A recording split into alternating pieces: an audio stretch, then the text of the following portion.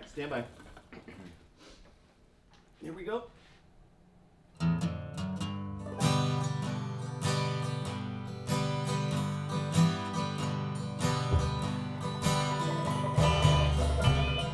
My name's Clint Holley. I am the owner of the Earnest Tube, and right now we're in Bristol, Virginia, 500 feet away from where Jimmy Rogers and the Carter family recorded their first sessions in 1927. The Earnest Tube is what we call a direct-to-disc or direct-to-lacquer recording studio. Generally before about 1950, everything was recorded to a disc. And it's blank, so when you pull it out of the box, you just see what looks like a record with no grooves on it. So we put that onto a machine called a cutting lathe that vibrates when we run music through it, and that groove is what contains the audio information that you're sitting in the studio recording. It's a way for you to get a different sound and a different feeling for the music that you've written or that you've created. And I think it takes out having to make a lot of decisions or second guessing yourself when it's done. What that does is it sets in people's mind, like, I am committed to doing this. I'm gonna walk through that door, I'm gonna sit down in front of this microphone, and then I'm gonna have to play. And I think people really come prepared, or they get drunk and do it. Which has happened. Clint generally is the lathe maestro. I'm generally kind of running around, turning knobs and moving people around, kind of floor directing.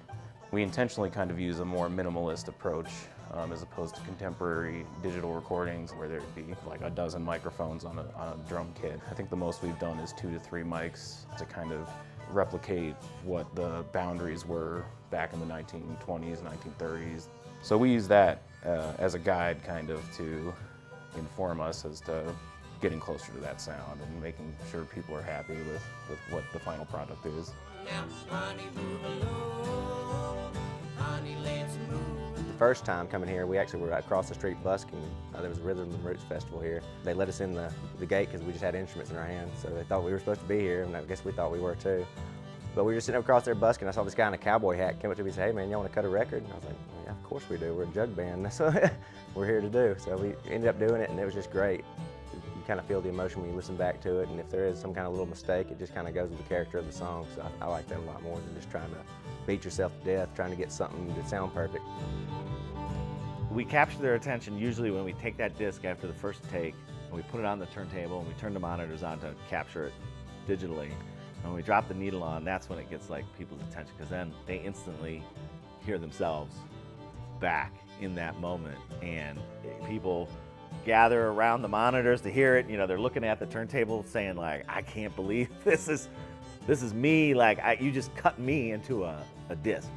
And I think there's that element of wonder to it. That's the biggest response, is people just think it's like, it's magical. I mean, really. This was a way for us to bring that back and tie the history of Bristol to us being back in the studio using a technique that we know how to do. And so it kind of, I think, creates a story. It helps us tell the story of Bristol and the history of country music.